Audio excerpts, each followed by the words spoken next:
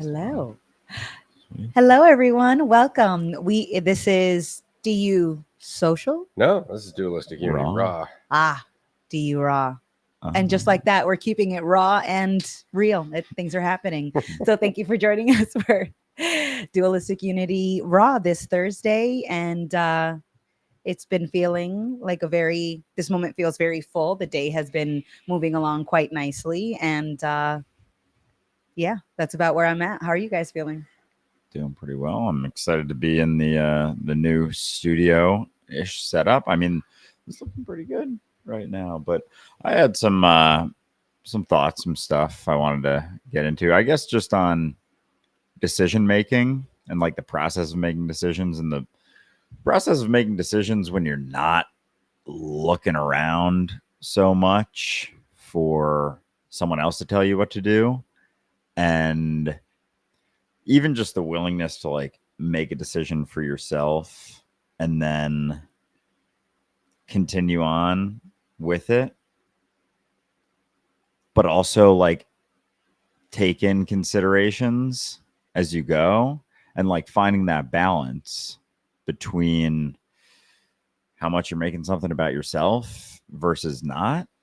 I think sometimes there's new considerations that come into play over time that start to shift, the decisions that you make. But I think as you start being aware of more things, then the decisions get, I don't know, at least a little bit easier to make from yourself, from trusting yourself, as opposed to looking to someone else, to tell you what to do, what to choose. Well, even when you do have someone and that's like, yeah, great choice, doesn't always feel that way on the decision maker's end, and so that's something to keep in mind, is that you have had experiences where people absolutely were quote unquote 100% behind the decision that you made, and yet that doesn't make it feel any more certain. So even when we don't have that, it feels uncertain. But when we had that, we also felt just as uncertain. It's funny because I was having a conversation earlier today just about how, there are certain experiences right now that are definitely rattling me. But even when I've been in quote unquote the opposite, even when I had the opposite considerations, where I had those promises and those assurances and those roles and the relevant assumptions that come with those roles and the relevant assurances that come with those roles. I remember when I had those things, I also felt just as uncertain, but I had a city or a community or group of friends that were validating that decision. And so it was like, okay, well, this must be what I'm supposed to do, even though I feel uncertain, because people are agreeing with it. And so I was just remembering how I felt just as uncertain then. So it's like, technically, the uncertainty is not a new thing now. But I had to remind myself of that because it felt I felt rattled, and then I was like, this rattling feels quite familiar.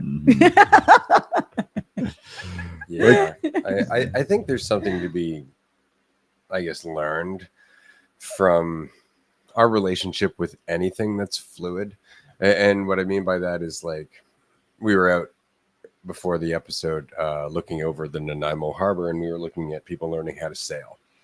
And that got me thinking about decision making as a whole, because decisions are, I guess the temptation with a decision is to think, well, now I've made the decision, that puts me in a linear trajectory because I've chosen one fork or another. But that really is an oversimplification, because it's way more like being on the ocean. Like, you're making a choice to go, left or right, and then the waves are moving you around regardless. Then the wind is pushing you regardless.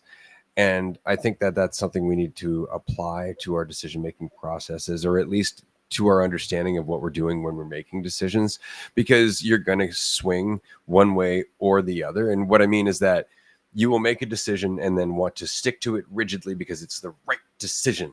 And then you will end up in conflict because different things are going to happen that fall outside of the information that you had when you made the decision. And so there's going to be consequence, and you're going to regret the decision, and so on and so forth. But then you can swing entirely the other direction, where you make a decision, then you change it, and then you change it, and then you change it, and then you change it with each and every new bit of information, just out of panic that you're not adapting enough. And so there becomes this balance, just like with sailing, of choosing a direction, not getting blown about by the every little current of wind, right? Trimming your sails, as it were, adjusting to the wind, but also recognizing that to push straight on into the wind and ignore its existence is folly. That's where you're going to destroy the entire ride. Everything's going to stop. And so there's a balance to decision making. And I really love the imagery, and I can't remember where I picked it up. I assume it was either in Zen or Buddhism or something like that, of a reed in a swamp. The reed blows with the wind. It's still sturdy, but it's not so sturdy that it's rigid. It bends with the wind instead of breaking. Yeah. And it's still swayed by the wind, but yeah, it has its own sort of strength there. And I feel like the more the wind gets blown around, like imagining it trying to fight the wind, it's like it would be so futile, but there's still, something there that's getting blown about potentially. And yeah, we really do like to assume that like we have choice in where the wind is blowing and how it should be blowing and which direction, how strong or weak the wind is, that the wind should change. It's like that's not what it is at all. It's like, how much can you align with exactly the direction the wind's blowing right now? Like, how aligned can you get to that and not fighting it around? Because you think of that reed, and if it has some idea of how it should be getting blown around, it's going to be tense, the whole time that it's getting blown around, because it's almost never going to be in the direction that the wind's actually going. And then over time, it just gets more and more rigid to the point that it can't even feel the wind so much. And that being, the flow to things, representative of what's actually happening, instead of, our thoughts about it, our opinions, our preferences that we try to, infiltrate into the world, assuming that we individually know what's best instead of trusting that sensitivity. Mm-hmm. Absolutely. I wanted to throw in that something I was reminded of, I think by my grandfather when I was a kid. I was learning about different types of metals and chisels and stuff like that. And he was explaining that the metal used for a chisel is actually very, very hard. It's an incredibly hard metal, but because of that, it's also very brittle. And that's the thing about being rigid, is that you might feel strong until you break. On the other hand, you can be so relaxed that you don't do anything but lie down. You don't even get to feel the wind at all. So again, there's a balance to making decisions, because at the end of the day, there's no right answer. I think that's the point. I've said this before, but when I go to bed at night, I have to live with my choices. I'm the one that sits there spinning through all the things I've done in the day, or spinning through all the things I'm worried they're going to happen tomorrow. And that's because of my own doubt. That's because I'm trying to live up to a fiction of what I should do. I'm trying to live up to the right way. And of course, that's not ever something I'm going to be able to find. Nobody can actually say that's the right way to live. And so it's left to me to look at what I do and reconcile whether or not I'm doing it out of fear or need or desire, or I'm doing it because it's genuinely my choice. It makes sense to me in a state of self-honesty and clarity. And in living that way, what you find is that each and every night, you have a little less to spin through. You have a little less of the day to worry. And you don't go back over the day because all of your choices were made by you. for you, from you, as opposed to trying to fit in with some invisible spectrum that doesn't really exist. And so you find peace with yourself just because you are making your own choices. But those own choices, and I always find this funny. We actually talked about this really early on in the podcast about getting to that point where you're like, I don't give a fuck what you people think about me. And you push through that until you start to recognize that while that's really good, you maybe should give a fuck what people think about what they think is you. And it's not because it reflects on you. It's not because it has anything to do with you, but because it's very much indicative of how afraid they are of what they're going through. When it stops being personal, then all of a sudden it becomes informative. And I think there's something to that, in terms of making decisions as well. Make your decisions for you, but that idea of you starts to change. Like when you have less needs, what decisions are you going to make? None. You're going to start looking around outside of your small perspective of you, and your decisions are going to start reflecting that awareness accordingly. And I think that's the important part, is recognize it's all a phase. Like you're going to go through a period of selfishness to find out what selflessness is. And that pendulum's going to swing for the rest of your life throughout every endeavor you ever undertake. Because that's the lesson. How much is it about you? How much is it just about your existence rather than you, the idea? Right. Yeah. And when there's less of you at risk, or there's less of you that is the priority, the idea of you, of what you think you should be doing, making decisions is a lot more, it feels like it takes a lot less effort, because you don't have to convince yourself of anything. You don't have to convince anyone else of anything. It's just the decision has been made because there was some sensitivity in that moment, and it just made sense. It didn't make you feel better or more certain, but it just made sense to that moment, because there were more considerations than just how this would either inflate or constrict the idea of you. And there's less effort, there's less pieces, because it's just the moment, not you within the moment that has to make the most of it, or that's at the mercy of the moment. It's that the moment is the priority, because it's a fuller experience when there's more taken in than just the way that you're going to interpret it. So decision making becomes more of a one-step process than like a step before a step that has a requirement, a prerequisite, and then it has a guaranteed result. And now it has all these factors and these risks. And, decision making is not this lengthy, complex process. It's one step. It's you're sensitive to what's happening and what makes sense to what's happening. So it just feels like the gap between the decision and the implementation gets shorter and shorter until it doesn't feel like there's really a gap at all. Because we were chatting about this earlier, about how the gap between, what's happening and what you think is happening is ultimately what feels like the consequence. You suffer that gap between what's happening and what do I think is happening, and that shortens in some way, or it feels like it does. Mm-hmm. For sure. Yeah.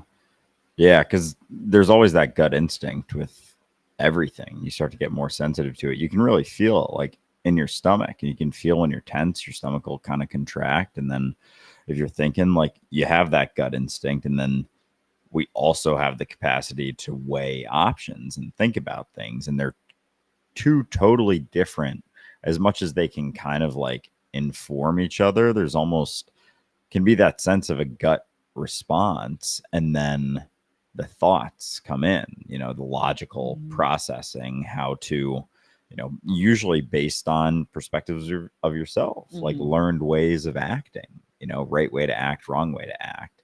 And it's like, how do I logically match that as best I can, as opposed to just trusting yourself, trusting your intuition, your gut. And it's like there's an accumulation as you do that, like with everything. Like there's always the opportunity to practice something, practice attention, practice But I trust in like yourself. I like that you just brought up like it, gut instinct and intuition. And two I don't think those two words always reflect the same concept. Mm-hmm. And because there are plenty of times where what makes sense is counterintuitive. Mm-hmm. So how could something be coming from a gut instinct intuitive place, and yet sometimes the thing that makes sense, the gut instinct, feels counterintuitive? So I that intuition usually, I don't know, because the gut instinct is instant. You feel it. You feel it in your gut. It's a feeling more than a thought. Mm-hmm. And the intuition, I almost want to describe it as more thought than feeling, even though depending on how you feel, like I guess that could be described in a different way. But yeah, just like I'm in a situation, I am in a conversation, a topic comes up that maybe I wasn't thinking about. And, the counterintuitive thing is to just change topics, because in my instinct would be like, well, I had a thought about this other topic. We've just been chatting about topic A. All of a sudden someone brings up topic J. And I'm like, that's not even close to A, And so like my intuition is like, I'm supposed to stay on this linear track. Like my intuition says there, I had an intuition as to what was going to happen next, almost a prediction. And the counterintuitive thing is to just switch topics, because it doesn't mean anything that we're changing topics, even if I had a point that was ready to go. So I just feel like intuition and counterintuition are two things to keep in mind, that, your intuition isn't a fail safe, and the counterintuitive thing isn't a silver bullet for when the intuition is maybe a little more skewed. Yeah, I've always, I think, found that, and I know I said it early in the podcast, intuition doesn't have a voice. And I guess what I mean is what we often consider to be our intuition isn't. Like, it's just us projecting, again, our wants, our fears, our expectations, all of that. Like that entire thing. Like my intuition was to continue down my original train of thought. Well, that's what you're used to doing. Yeah. Right? Like that's what you're used to doing, and something's throwing that off. And so the thought process that goes into that immediately steps out of intuition. Whatever you do from that point is your intuition, in my experience, right? It's what you're doing as you dance with it without having an issue. It's what remains without the conflict with what's happening, right? And I think that's why it's so hard to pin it down. Like, we really want to say, like, well, I'm a very intuitive person. It's like, there's no way for you to do that. There's no way for you to be an intuitive person. There is a way for you to be present. There is a way for you to be paying attention, right? But as soon as you're an intuitive person, now you're trying to do something intuitive. Now you have an idea of intuition that once again puts you in the driver's seat, instead of you just, well, exactly what intuition means, like you going with the flow. You feeling things internally, rather than processing them cerebrally, right? And so I find it's kind of fascinating, because as always, the idea kind of betrays the reality. I think that's the problem with intuition, is that it's not something we can really describe. It is something that is an act of faith. Yeah. And it's just like, because there aren't so many thoughts about it. Like, it's just the trust. It's just the step forward without having so many thoughts. And I feel like with the intuition versus the gut instinct, like sometimes gut instinct can feel a lot more like a sort of fear response, like being willing to admit if you're afraid when you immediately respond to a choice, or are having certain thoughts or conflicts about like what you think you're capable of handling too, and being willing to step through things and be like, all right, I don't know what's best, but I'm gonna show up and be myself, and show up and be myself, and show up and be myself, and like whatever's there. Like, we sit down for an episode, we go through our life, we spend our day doing something. Like, there's all these opportunities to not doubt yourself and build that faith. And it's exciting to be able to take those, and do things, and just be able to express yourself in a bunch of different ways when you're, not trying to be something so much. But, Yeah. It's there's nothing that you'd have to be other than the concept, right? Because we're here right now. Everything is available right now. The potential is here now. And so it's not like there's nothing that needs to be retrieved or nothing that needs to be brought into this moment that isn't already here. And so, being ourselves is very much just, or it feels like being here. Like being here feels like being myself. And the times where I feel like trying to be something else is where there's a lot of tension and conflict, and there's that ripple that comes from that, from prioritizing the thought over prioritizing what's happening here, life, you you know in whatever way you want to describe that. The words are very much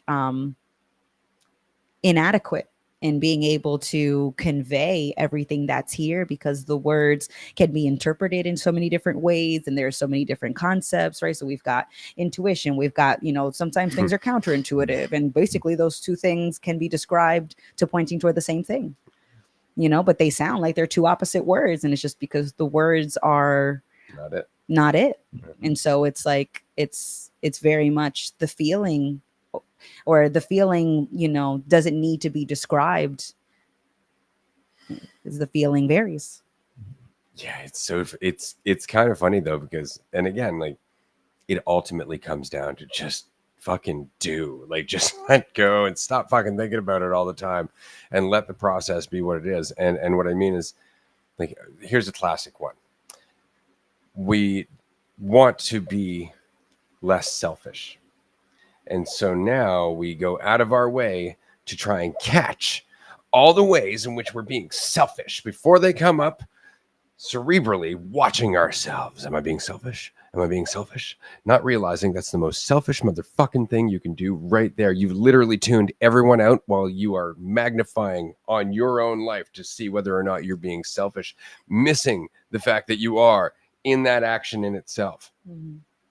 Because the only real way to do that is to jump into conversations moment by moment, Mm-hmm. and watch where you make it about you versus where you choose not to.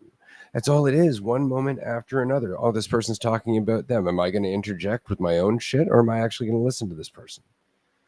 That's a momentary choice. And if you're watching for how selfish you are, you're going to miss that choice because you're not actually involved with what you're doing.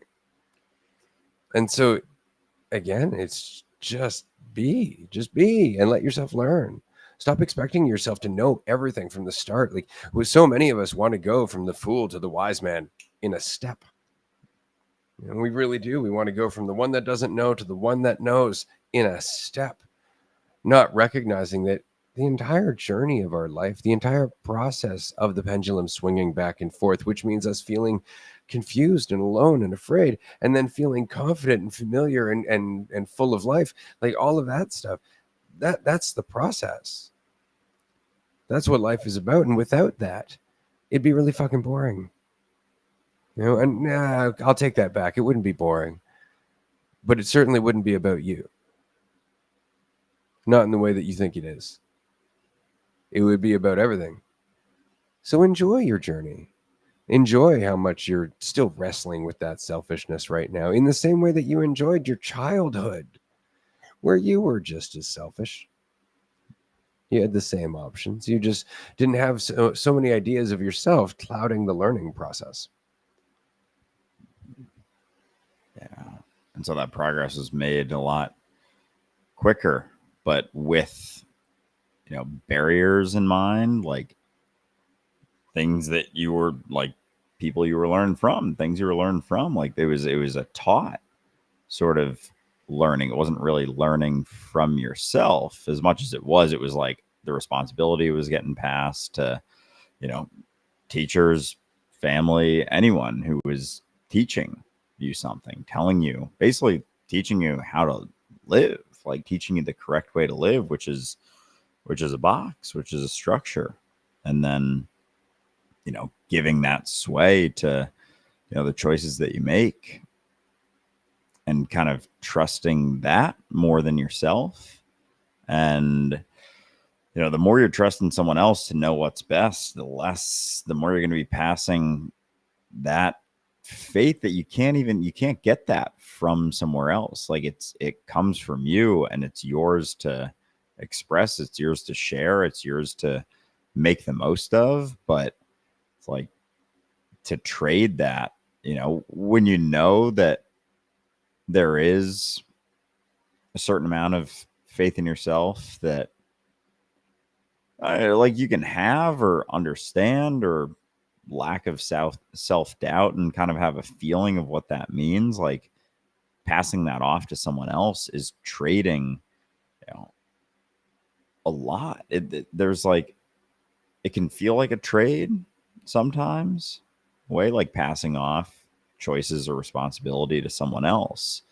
And that's just the process of growing up, more or less, is not passing those choices off to anyone else, and trust in yourself to be able to make the choice, know what's best for you, and live with however the chips may fall after that, and whatever anyone's opinion of that choice is.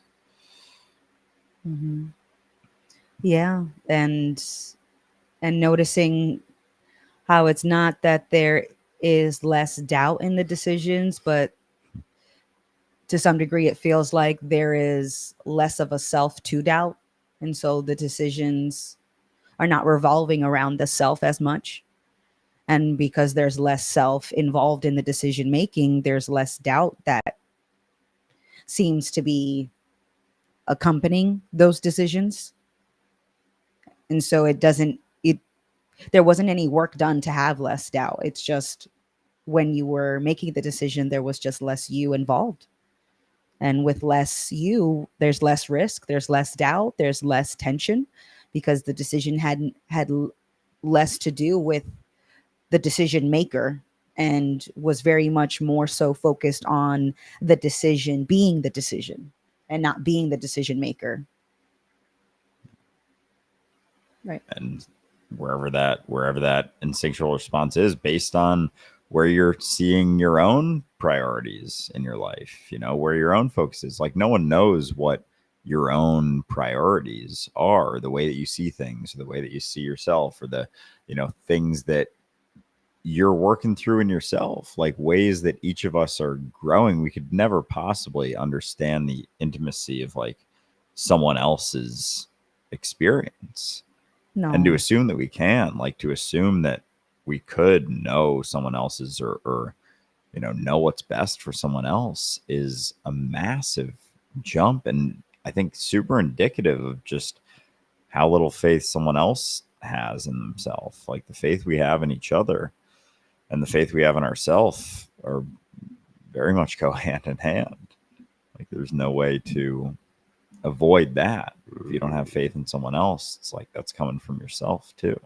Yeah, to some degree. I mean, there's that, and the reason for that, because rather than having faith in ourselves, we decide to have faith in the idea of a right way. That becomes our new God. That becomes our new focus. There's a right way. There's a right way. I just need to find it, and if I found it, then you have to find it, because it's got to be the same right way. And that's all it is. It's just that, because it almost seems easier to do that than to have that reality that it's just gray area, Mm-hmm. right? That there is in fact no quote unquote right way. That somebody who makes completely different decisions than you, has completely different priorities than you, and lives an entirely different life from you, isn't doing anything wrong, because you're not doing anything right. Those two things don't exist, not in the way that we would like them to. But again, there's that resistance to the gray area, and we do it often. Again, dualistic unity. The reason it's dualistic in the title is because we really do fall down to that oversimplified black and white perspective of so many things, because we rely on concepts, and concepts, while they might be a great concept, the concept itself just looks like a nameplate. It looks very simple. That's a tree. That's it. And so we oversimplify life that way. There are good people and there are bad people. There are right things and wrong things. All of that's based on assumption. All of that is very much based on how we feel about things and what we understand versus don't understand. So there's a lot of gray area, but we don't like that because there's no way for us to control other people if we're not able to dictate some social right way that we all have to agree to. And that's what's happened in our society to a very large degree. There is a right way to live. If you don't believe me, don't live that way. Look at the homeless people. They're your evidence of a consequence to not living the right way. There's no reason that homeless people should starve and live on the streets outside of the fact that we don't like our choices. And so we punish them for it because we've decided to live an entirely different way. Mm-hmm.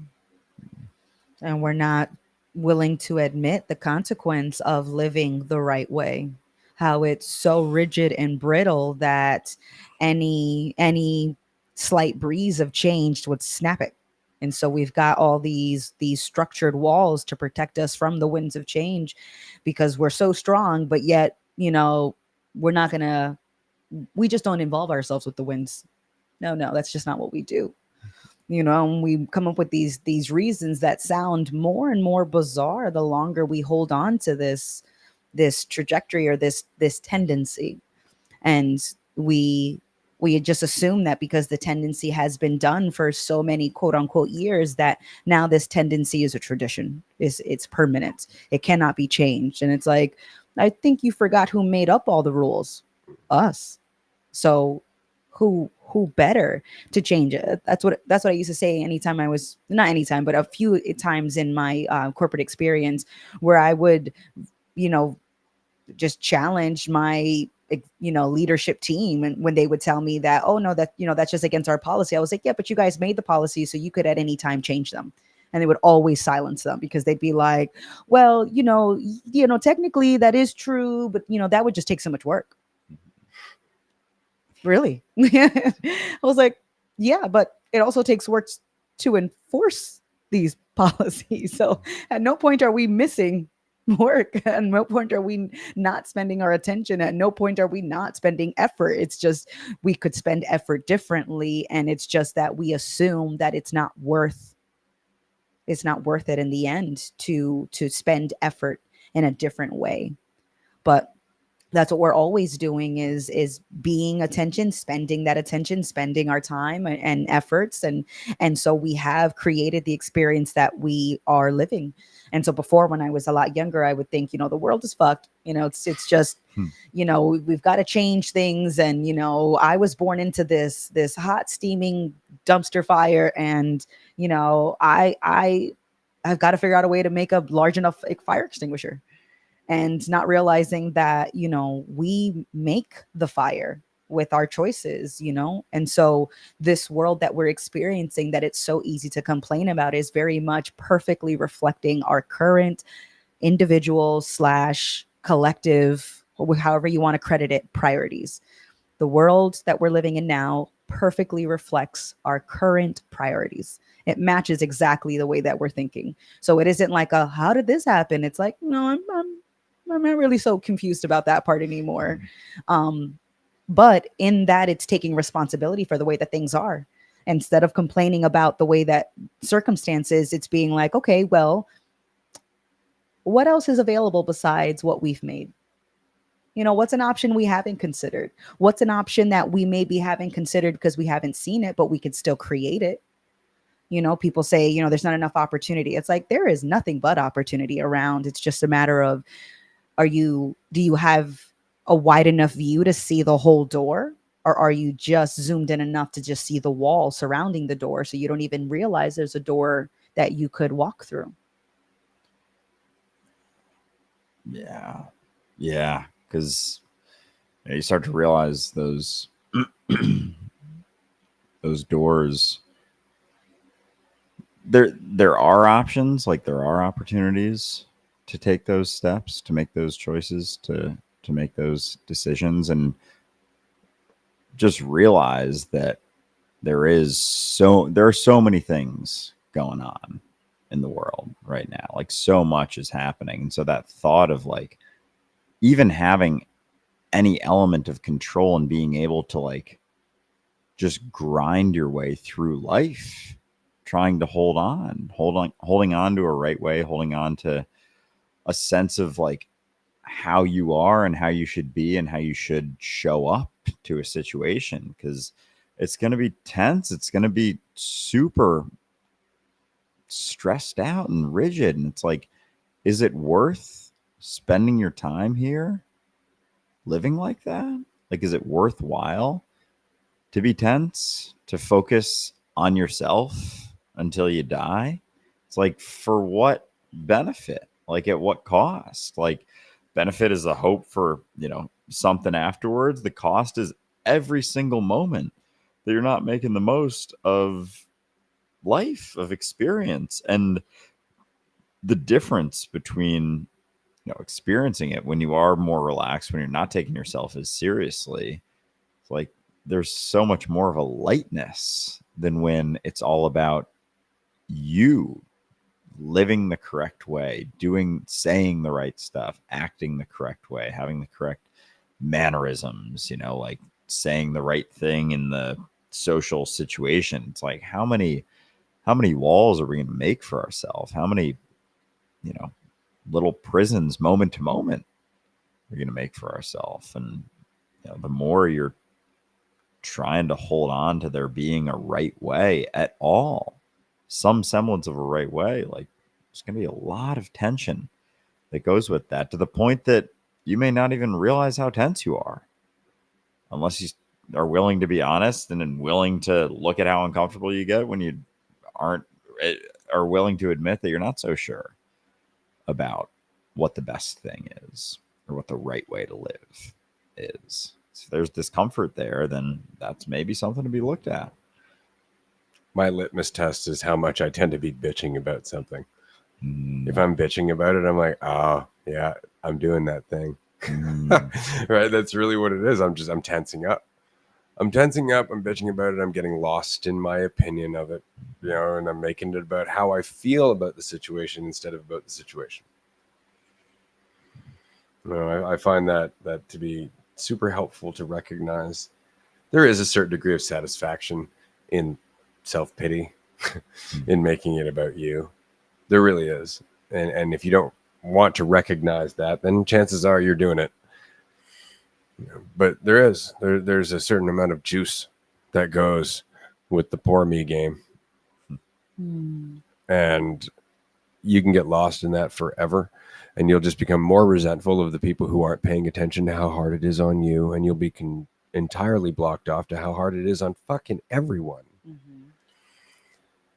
It really is that. And so just keep that in mind. That's it. There's nothing wrong with making it about you. There's nothing wrong with going through a little, phase on your way to the car after being at the grocery store and the fucking cashier was giving you fucking attitude and shit. And you're fucking, what the hell's wrong with that fucking person? But then when you get to the car and you're putting your groceries away, are you still bitching about it? Like exactly how much time do you need to process this shit? That's really the question you got to ask yourself, because you're the only one paying for it. You're the only one that's continuing that gripe when you're walking by yourself and the situation's over. And there's nothing wrong with doing that, like I said, but for how long? For how long? What are you willing to give up just so you can have that petty little thing to bitch about and make it about you, when it isn't really going to do anything except make you feel worse? The more you invest in that, what are you giving up? You're giving up moments where you could be seeing other doors. You could be seeing other things. And it's just in not making it about you. I was saying this earlier today. I go through my day and I find it fascinating that I really just do my best not to be an asshole. And I don't mean that like, judgmentally. It's more of a, tongue-in-cheek kind of, I don't know, fond reference to that part of me that makes it about me, right? But that's it. I have a conversation with somebody, and moment by moment as we're going through it, I see 999 ways to make it about me and one that isn't. And I'm just choosing that door more often than not. And what I find is on the other side, I'm finding empathy. I'm finding reality. I'm finding peace, and I'm finding connection with everyone. Isn't it funny? We try so hard to make it about us so we can feel connected, and it just makes us feel farther and farther away from everyone. And all you have to do is just let go, decide it's not worth it, and be here. It's not an action to be selfless. It's a lack of action. It's just letting go of the fucking fight to make it about you.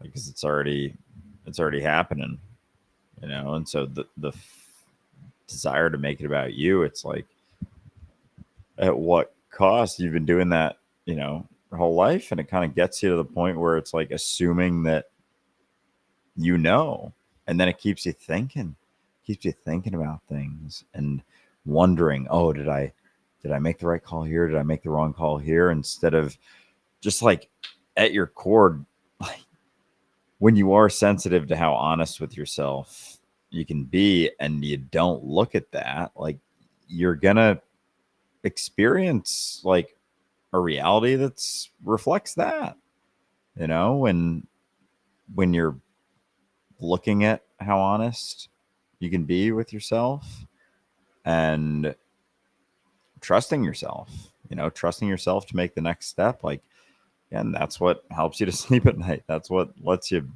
breathe and relax and chill out and be cool with you living your life, making the choices that you make. Like, that's the only validation that you ever need is your own, because the rest are uncertain. Everyone's got their own reasons why they would or wouldn't validate you, and most of them just have to do with how similarly they're living, because they're so petrified of not knowing the right way to live, or realizing that maybe they haven't, or not being sure whether they have or not.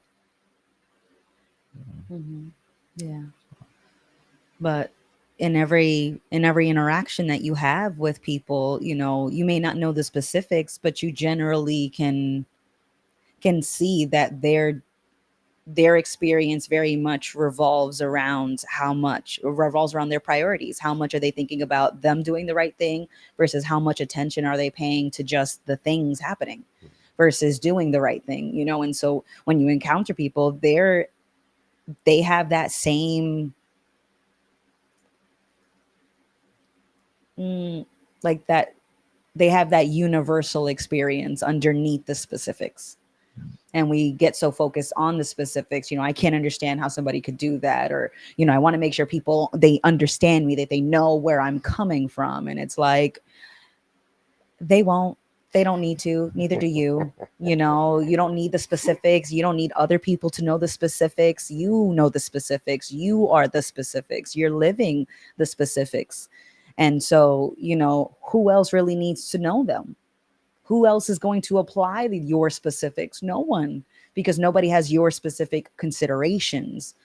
And so, as much as we focus on the specifics of our experience, generally people are just paying attention to what's happening or thinking about what should be, whether that's what should have been in the past or what should be going forward or what should be happening right now. It's very much, is it what should be, or just paying attention to what's happening?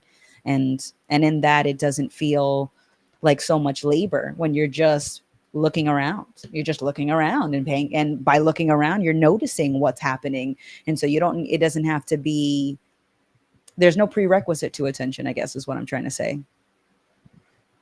And I think it helps to remember that if you are looking around, if you are truly paying attention, you don't have any issues with anyone who isn't.